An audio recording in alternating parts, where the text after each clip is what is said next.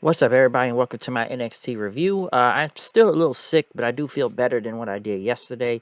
Mostly all day, I've been taking medicine or, orange juice or tea. Still drinking that and some Mucinex and stuff too, which is helping. I do feel much better and whatnot, and able to breathe a little bit better and got most of the probably snot out of my nose. It's still a little bit hard to talk right now, but I feel better than what I did yesterday, where I was depleted of energy, and even early today, I was depleted of energy. But I do feel better enough to do this review in a regular way without trying to rush through it and stuff. So I will still do the best I can, still working on knocking out the cold.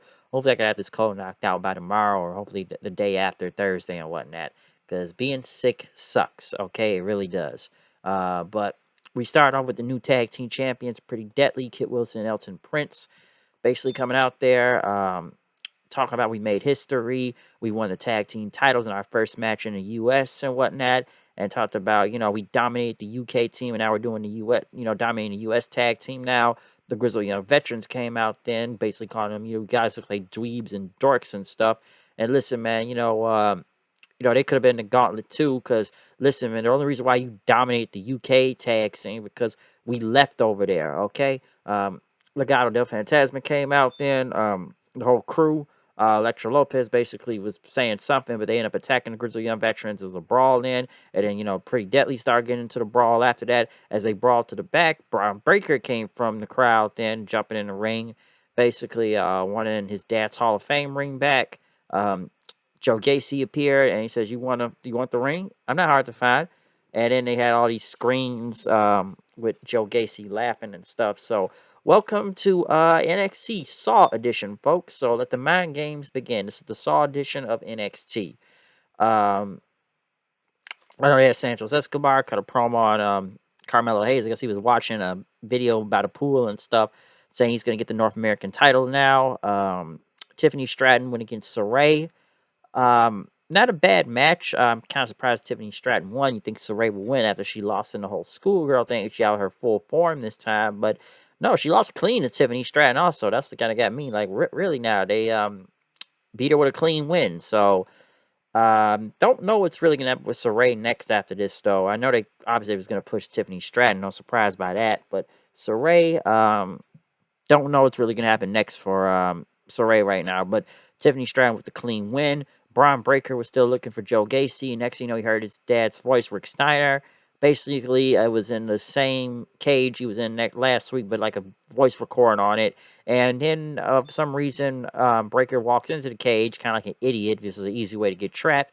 But, he ended up just picking up the tablet and just slamming it on the ground as he continued to look. But I thought Breaker did like an idiot there because, like, they could have just trapped him in the cage and left him there the whole night and stuff and just mess with him. But I guess the search continues for Joe Gacy. But yeah, they're gonna play his dad's voice and stuff, messing with him now. Um, Pretty Deadly was still in the back, I guess, walking around. Um, and D Hartwell then Perota challenged him to a match, which they agreed. And, oh yeah, we know the place, but I don't know. You're not facing us. You're facing Dexter Loomis and Duke Cuts. You got to challenge anybody, right? So the tag team titles will be on the line for that. Grayson Waller apparently fired his bodyguard Sanga. Don't know when that happened, but as you talk about, he fired him. Andre Chase and Bodie Hayward showed up just to yell and teachable moments, and then Sanga attack ended up knocking him outside back into the ring, which we did have a match with Sanga and Grayson Waller.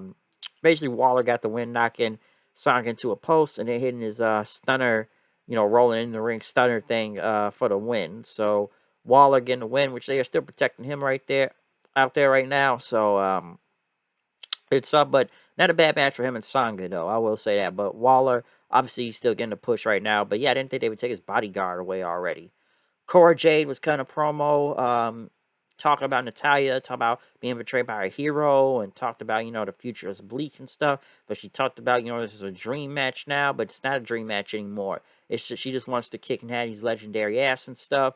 And basically, I'm not going to be that same kid you knew from years ago and then rip the photo up then. So, the Cora Jade promo, I have to say, as a lot of people said last week, that was a really bad promo last week by her. And some would even say it was damn amateur porno level. I heard that online. I thought it was pretty funny, amateur porno level with Cora Jade. But I don't know, the promo was okay. But yeah, obviously it's going to be a match for her and Natalia at some point in time, since I guess they're going to keep Natalia around in NXT for a minute, or both NXT and SmackDown. Um, they showed this little girl playing a PlayStation 4. Basically talked about her mom bought a PS4 to play WWE games and stuff. I think it was that looked like SmackDown versus Raw 2011, I think. And basically talk about the games, led her to be a wrestler, and how she grew up now to be a wrestler, because I used to create a wrestler, and I create myself in games, and now I'm here. I guess her new name now, formerly known as Rock C, is now Roxanne Perez now. So they did interview her too, but Toxic Attraction showed up saying it was real life and not a video game. Roxy, though, we all know she was the former Ring of Honor Women's Champion. Um, like I said, they must really believe a lot in this girl also, because she's not bad in the ring. I'm not knocking her on that. I'm just surprised, you know, because what his thing, she lost the Ring of Honor Women's title to Deonna Purrazzo, basically with the whole Ring of Honor before they got bought out by AEW. I guess she just kind of knew when it was time to get out of there, and she was already taking tryouts for WWE anyways while being a Ring of Honor Women's Champion. So basically, they took the belt off her, and now she's in WWE now and stuff. But Roxy is good though.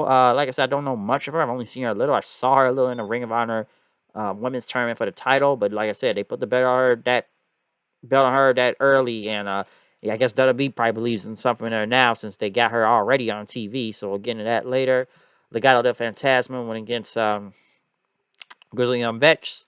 Legado and them won um, and stuff. As Santos was in the got on the mic and said, Tony D'Angelo better watch this match later to see what a real leader does business.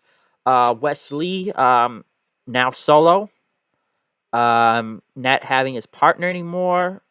We already know about the Nash Carter thing. I'm not gonna go into it right now.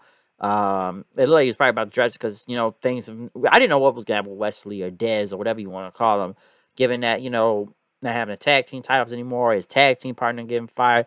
One that there is no more MSK, so don't know what's gonna happen with him, um, and stuff. Like I said, I've already went into the whole Nash Carter thing last week, which, like I said, it looks like at least it's working more in Nash Carter's favor, I would say, judging by what I've seen right now. But I'm not going to go into that whole case. Talked enough about that last week. But as he was talking, Zion Quinn showed up then saying, Culture, you want a piece of this chaos.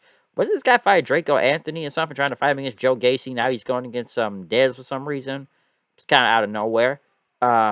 Santos Escobar went against Carmelo Hayes. Legado was supposed to come out with him, but Briggs Jensen and Fallon Henley ended up attacking Legado as Santos went out on his own to go against Carmelo. Probably the best match out tonight. Very good match. Crowd was really with it too.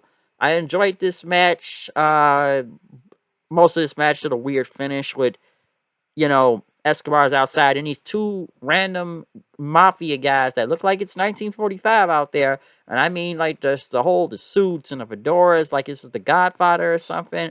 They must have played the Godfather or whatever mafia game they could think of or watched the Godfather. Came out here, Santos with Escobar, Santos with a crowbar, threw him back in, and Melo got his finish then after that. So at least Santos were protected, but that mafia stuff looked very corny in my opinion. It looked really bad.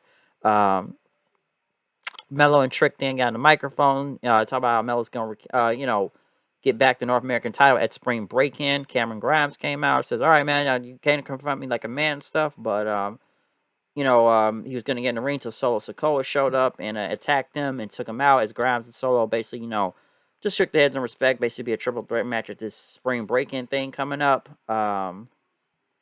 Next. But yeah, it's Breaker. We went to Breaker then, walking around. I guess he ran to this room of mirrors or something with Joe Gacy in it, and he ended up breaking it there somewhere at the Performance Center. So, he's still, still searching for Gacy, folks. The Saw game continues.